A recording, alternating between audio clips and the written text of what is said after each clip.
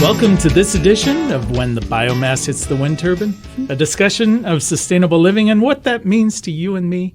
I'm Jay Warmke. And I'm Annie Warmke. You are, and today we're going to talk about talk with a couple of early pioneers of solar, or our alternative title, I think this sun thing is not just a fad. No, you're kidding. No, we're not. And so we're joined by Michelle and Geoff Greenfield. They're the owners of Third Sun Solar. Is there more to that name of the business, or is it just Third Sun? That's it. Oh, that's it. Okay, so Third Sun, tell us a little bit about yourselves. Hey, well, it's great to be here. We're the owners of the business, or maybe you could say the business owns us in some ways. It feels like that. But we are coming up on our 20th anniversary. Officially, it will be June 2nd. So we did some solar on our own before that, but officially the LLC says June 2000. So that's amazing. Gone by quickly. Yeah, it doesn't seem like it's been 20 years, but so we co-own the business, and we have, I think, 34 employees right now, and based in Athens, Ohio. Well, when I go out and teach solar training classes, I always tell people the solar industry from a consumer industry is only about 10 years old, still a baby. So if you've been in it for 20 years, you're definitely early pioneers. So anyway, what got you interested in that? Because, that was the days when solar was really not viable economically and from a justified position. So what got you guys interested? Well, I guess I'll start. The technical piece is a big part of it. I was playing with Legos and then wires and stuff as a kid, and solar has always fascinated me and read all about it. And Home Power Magazine was a really early resource, and I was reading about these crazy folks in California putting batteries and solar panels together, and there's always been attracted to it. And when we built our house, what year was that, Michelle? We bought our land in 95 in Athens County, rural Athens County, and there was no electric to it. So no power lines, no water, no nothing. And when we assessed the options of buying power from the power company, we were going to have to pay them extra money to bring poles in, thousands of dollars to bring the poles to our land. And then they were going to charge us a minimum bill of like almost $200 a month for a certain amount of time to recoup the cost for them to connect us. And we just looked at each other and thought, we never use that much electricity. We've never had a bill like over $40. And so that was the excuse that I needed to do the cool system. So you cracked open the Legos and started at it, right? And it's amazing. That first system that we put together was using 50-watt modules, and we had 10 of them, so 500 watts, or half kW. Which is about a little less than 2 panels today. Right? Yeah, today our average panels are 300 to 400 watts per panel, and our average residential system that our customers are installing is above 10 kW.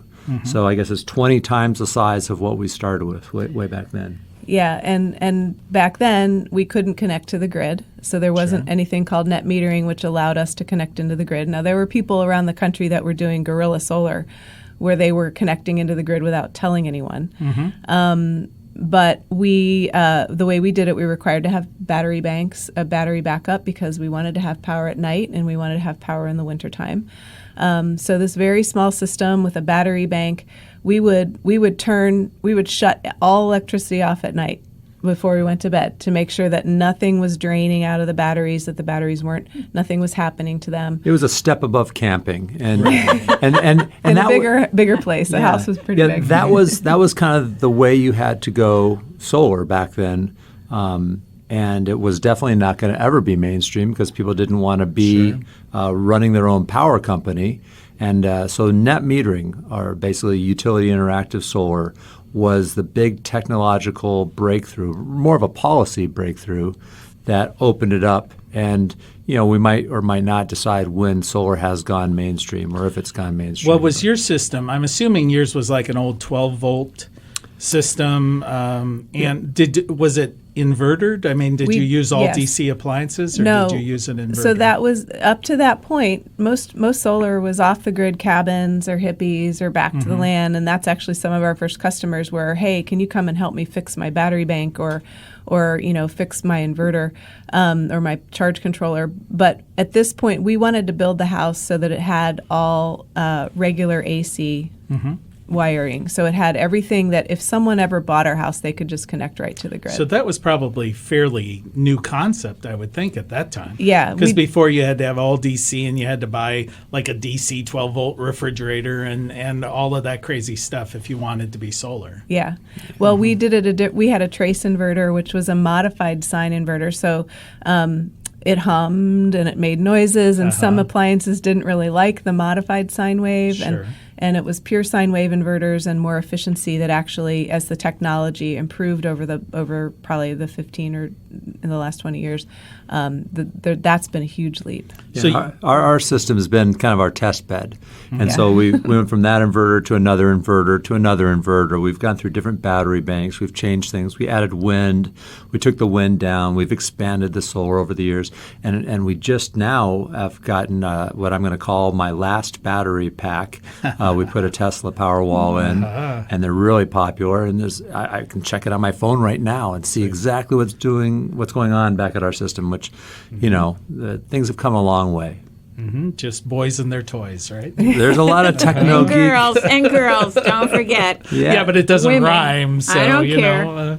Girls and their pearls. That doesn't la. rhyme either. No. Okay, so anyway, we're so firing you. so Well, no, just I'm digging deeper. To help you out here, Jay. We're an interesting. We're not an official, scientific study, but we do get to talk to thousands and thousands of people, regular old homeowners who want to go solar. And often it is the woman of the house who is in the lead. Sometimes it's the man of the house. But at the end of the day, most households, they've got to make a joint decision together. So we are technical experts, but we're turning into marriage counselors and psychological experts. And the economics of this is a fascinating part of it. We can come back and do another deep dive into that. The psychology of going solar. So then you guys were doing this for your own benefit, but then you somehow morphed this into an actual business. So how did that kind of happen? Did people come to you and say, "Hey, you're doing it. Can you do it for me?" Is that kind of where? Yeah, that's kind of where it happened. And at the point we moved into our house in 1997, and so that was we built the house off the grid too, and we didn't have any electricity when we were building our house, which we did by ourselves by hand. And so 97 to 2000, we were living there. People were interested in how we were living and what it was like, and can you come fix my system? Like I said, there were cabins, there were other people that had some systems or that wanted to do this. So in 2000, Geoff made the leap and quit the job that he was in, which was he was working in affordable housing development. And a year later, he had some business. It was busy, and he needed help. And so I was doing small business development. I was counseling small businesses on how to get themselves off the ground and do their work and make money. And I thought, why am I doing this for everybody else? I could be working with Geoff. I sure needed the help. I had a shoebox full of receipts and was busy up on the roof pulling wires and doing the technical stuff. And I was on the phone and at the time, the internet, I guess it was the internet back then. Dial up.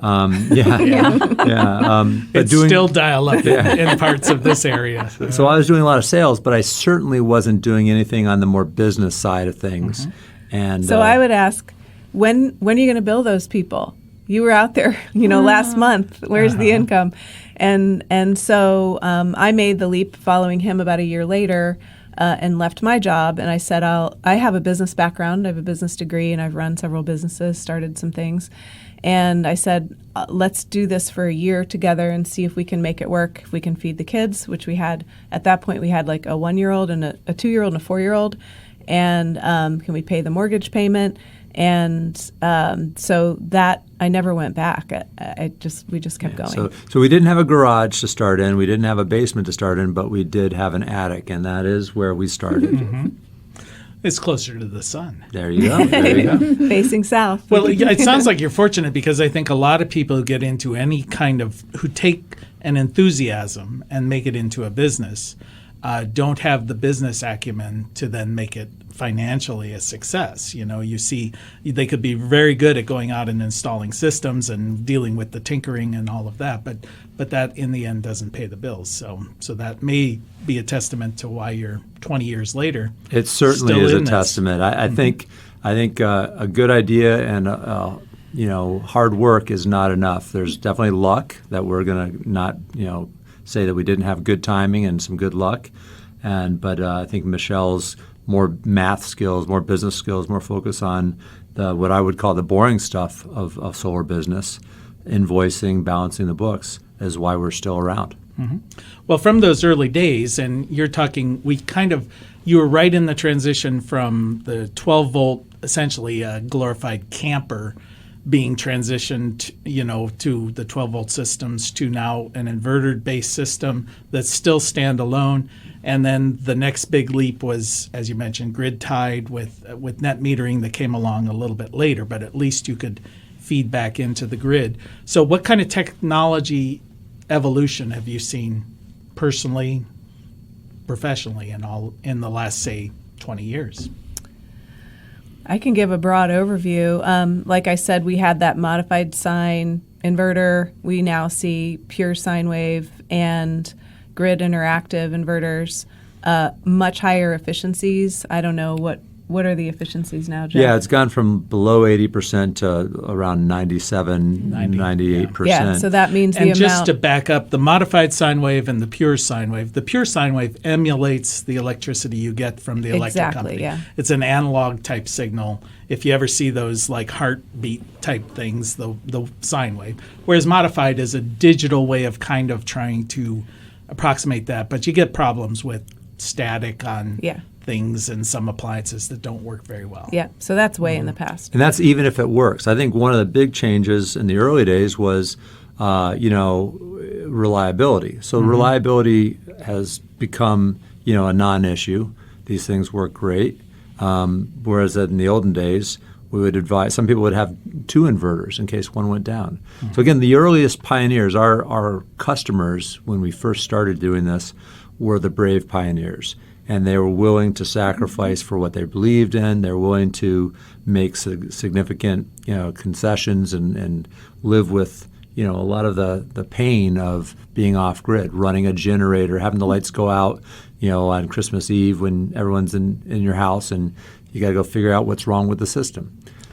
So those days are happily behind us. And they had some heavy duty expenses with these systems. I mean, we talk about cost per watt of electricity. So what were we looking at 20 years ago? With a battery-based system off the grid, we were looking at $16 a watt? 16 to 25. Or something like that. Once we got net metering and people were able to connect to the grid without having batteries, and let me quickly explain what that is we don't need the battery bank because you have, at nighttime you have the grid power coming into your house. And so it's a back and forth between what you're producing with your solar, what you're using from the grid, no need for the batteries. I think about 15 years ago then, those systems cost about $9 or $10 a watt. And then today we're seeing $3 a watt. So prices have come down dramatically. Well, we'll get back to that in a second, but I want to interrupt you to let everyone know you are listening to When the Biomass Hits the Wind Turbine with Jay and Annie Warmke and our guests, Michelle and Geoff Greenfield from Third Sun in Athens, Ohio, reminding you once again, it is indeed the end of the world as we know it. And thank God. Thank God, yes. And the end of electricity as we know it, right? So anyway, we were talking about some of the pricing, how it's changed. So many factors, right? So a system that would run a household at $25 a watt, if you're talking about a typical suburban household, which obviously you would not have been able to afford such a system for that, because I think typically you say your systems today run 8,000 watts, somewhere in there, for a regular home-based system. Yeah, back then there was no discussion about the economics of solar. Some folks really wanted it and couldn't afford it, or some folks really wanted it and could afford it. But it's not about economic payback or some of those kinds of non-environmental decisions. Well, and today, that's probably some of the first discussion you get into. When you go out and meet with a customer, they say, well, how long before this thing pays for itself? Which drives me nuts because I always say, well, how long until your driveway pays for itself? How long until that kitchen counter pays for itself? Is not a solar array as much of a lifestyle statement as a brick driveway? Or your air conditioner. Yeah, that never really pays for itself. Those you damn enjoy air the conditioners. benefits of it. But. Yeah, so it's a false thing, but it's a reality, right? We got to deal with it because. So speaking of which, how long till these things pay for themselves now? Yeah, it's changing with the tax credit being adjusted, but right now our typical simple payback is around 10 years, 10 to 12 years, depending on the size of the system. We're looking at commercial systems that can be less than that, closer to 5 to 10 years is the range. Mm-hmm. But back to your original point, paying for itself. If there's no planet for our grandchildren, maybe we saved a little bit of money. But that's a big driver. Most of our clients, even though the economics have gotten so much better, most of our clients, it's a blend. And they either want it because of the environmental attributes and then they kind of justify it with the economics, or they're attracted because of the economics, but the environmental attributes push them over the edge. And so it's still really a blend. And very rarely will we get a purely economically driven residential customer. Unless you're talking, residential. Well, because I know there are a lot of big investors out there who are using solar as a purely a way to make money. Yeah. It's not only a way to save energy costs, but also a hedge. The volatility. We've got school districts and units of government, for example, that they have budgets, and if the cost of energy goes up or goes down or goes up and down and up and down, it's hard to predict. So the predictability of locking in your energy costs by having on-site solar is just one of the parts of the decision-making process for the non-residential clients. About half of our business are commercial and institutional clients, and about half of our business are residential folks. Well, I know you guys have lived, partially in Colorado, partially here in beautiful southeastern Ohio, as opposed to, kind of dreary backwoods Colorado, right?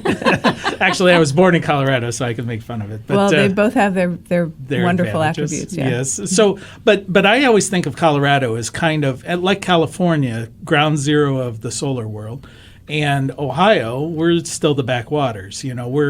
Which is good from some perspectives because those people wanting to get into the industry are not dealing with well-established, well-entrenched businesses, except in case of Third Son. But so what are the differences? What are your perspectives on how that has changed? What's the difference between Colorado and Ohio?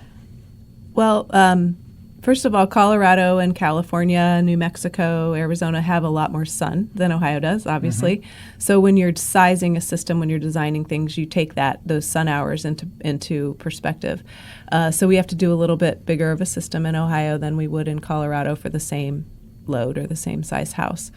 So there's the natural effect of how much sun there is. There's also the policy effect. So in Colorado and California and Arizona, even in Illinois, other states, state by state policies differ. And that means, are there any incentives for putting in solar? Are there any tax credits for putting in solar? Are there property tax credits? What are the incentives? So in Colorado, there's a lot more incentives at the level of the government, and some utilities have incentives. Yeah, one of the interesting things is North Carolina. That didn't make your list when you talked about solar hotbeds, but that's one of the hottest solar markets in the nation. That is a decidedly red state, very conservative, but the decision makers there said, hey, this solar thing could be an economic boom. It could be a job creator. And so North Carolina had a state tax credit that favored solar construction. And there are thousands of solar installer jobs, designer jobs, clerical jobs, all the different ways people make these projects happen. And Ohio could be doing that. Illinois is another state where, although Chicago is a pretty blue territory, the rest of the state's decidedly red. Yet the decision makers there said, "Hey, this is the future. We want to attract businesses to relocate to Illinois. One of the ways we're going to do that is by incentivizing everyone to go solar." And so that state, Illinois, not any more sun than Ohio, but about 100 times bigger solar market right now, and it's booming. I know when we had the hearings up in Columbus when the state legislature was discussing solar policies, some of the arguments, and I know I made it to our senator, is it's not a matter of you were endorsing one technology over another. You were saying, do you want development to take place in Ohio, or do you want it to take place elsewhere where there are better incentives? Because the technology will continue to grow, whether you want it to, you don't want it to. The economics become the main driver. Where you want it to take place is really what the legislation is focusing on. So, Yeah. And Ohio has a huge population. We have a huge number of energy users. We get most of our energy from fossil fuels. So every kilowatt that we put on the grid of solar energy offsets a kilowatt of dirty fossil fuel energy. So it's really ripe for really making more progress. well, where do you see the industry going in the short term? And when I say short term, next 5 years. We're all trying to decide who's going to be president the next 4 years. Where are we going the next 5 years? Well, I'll go first. Okay. I mean, we know at the national level the policy has been pretty antagonistic toward renewables. Recently. But recently. I mean, prior to the current administration, it was really positive. But we have this momentum of positivity that came into the state and to the local governments from prior administrations that hasn't stopped. So even though the national policy seems just so like, no way, we don't want renewables, you go to the city level, the county level, the state level, and there are people on the ground that really want to go for renewables in the future. So that's really positive. I mean, that's really what we're seeing as the trend right now, is that we can, even if we don't get the federal people to tell us that we should do this, we're going to just do it anyway. Yeah, case in point, the city of Cincinnati will soon be home to the largest municipal solar array in the nation. Pretty amazing. And people that, we talk to folks all the time in other markets, and they say, wow, how are you all doing that in Ohio? And we point to the mayors. If the federal government doesn't lead, the governors lead. And if the governors aren't leading, then the mayors and local policymakers are taking the lead. Athens, of course, has some cutting edge stuff that on the policy side. How I was going to answer your question is to go back to our company's mission, our purpose. So our mission is called, we've spelled it out, to accelerate the shift to clean energy. So it's very purposeful to the way we said that. And it suggests that the shift to clean energy is inevitable. It's happening no matter what. It's obvious. We had a shift from burning trees to burning fossil fuels, and now the shift is from burning fossil fuels to harvesting solar energy directly. Now, the big question is, how quickly will we be making that inevitable transition? And so our goal is to accelerate that. I always like to think of the quote from Gandhi when he said, first they ignore you, then they ridicule you, then they attack you, and then you win. This is the process, and we're just now a little bit in the attack mode because it's real money. It's a real threat to the established fossil fuel industry. And, but it is, as you say, I agree. And we're sitting here very wise around this table saying, yes, it is inevitable. So we are in the age of renewable. So when we talk about the age of renewable, though, looking further out, in the Lego world of technology, what are the cool things that you see on the horizon? Yeah, a lot of folks are deciding whether or not to go solar, and they're trying to think, of timing it. Is there a magic technology silver bullet that's around the corner that I'd have remorse if I went solar today? And so really, there's not. The solar technology that we have is pretty static. It's silicon collectors, and what's happening is it's just getting less expensive to build and more energy per square foot. The batteries have made a huge leap, and the ubiquity of electric vehicles is what's driving down the cost of batteries. And so that's why batteries are coming back into play. And then it's just small little improvements in efficiency and cost reduction, mostly through economics of scale, larger and larger factories churning out the inverters and the components, larger and larger organizations with one overpaid CEO, And that would be which of the two of you? Well, we're small business, so we're underpaid for sure in a lot of ways. We've not taken paychecks several times just to keep things going. But the big factories where the modules are made are pretty amazing. Where they have a glass factory across the street with a conveyor belt to the solar factory, where they don't even have to put things in a truck and ship them. It's more and more efficiency, more and more economies of scale to get to the point where we can have a majority clean energy powered world. We do see some innovations coming on in the form of microgrids. So that we have a couple projects coming up where we're working on a microgrid. So that's basically an isolated grid. So we had off-grid in the early days, then we had grid connected. In some ways, we're getting back to how can we pull islands of place off-grid again. And some of that is in protection for natural disasters. Yeah, resilience is the term these days. And these microgrids are then ultimately connected to the big grid, but only through an over-under kind of connection. Yeah, and if you think about, I know that when Superstorm Sandy hit the Northeast, there was one community that had a microgrid set up, and they were the only one for miles and miles and miles around that had power. Yeah, people had generators, and the generators were great, except for the ones that didn't start. And then they realized, they couldn't get gasoline. Yeah, the fuel supply chain was a limit during big events, and so I think the military has been a real big leader in clean energy, and that's one of the reasons was their mission was hardening the infrastructure. And so, should a terrible thing happen, well, the bases will be a lot of the bases have microgrids. A lot of the bases have significant solar. So that's. Hopefully we'll all benefit from some of the technological developments from just like the space program. Okay, great. Well, we want to thank both of you, not only for your 20 years of innovation and being a leader here in the backwaters of southeastern Ohio. We're the first there, and we'll be the last to fully implement it, I'm sure. You've been listening to When the Biomass Hits the Wind Turbine with Jay and Annie Warmke. I want to thank Michelle and Geoff Greenfield from Third Sun Solar. And we also want to thank our Emmy award-winning producer, Adam Rich. And thank you for spending just a little bit of time with us. And as your grandmother hopefully told you, the secret to a happy and sustainable life is... Play nice with others, clean up your own mess, and Jay, eat your veggies this week. In the sun. Till next time. Bye-bye. Mother Earth will sing, and her children will be healed.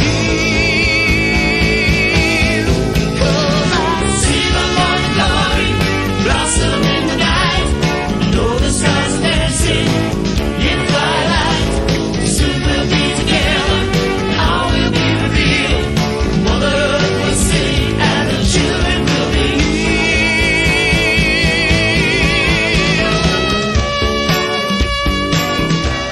You can find more information on living sustainably in our unsustainable world at bluerockstation.com.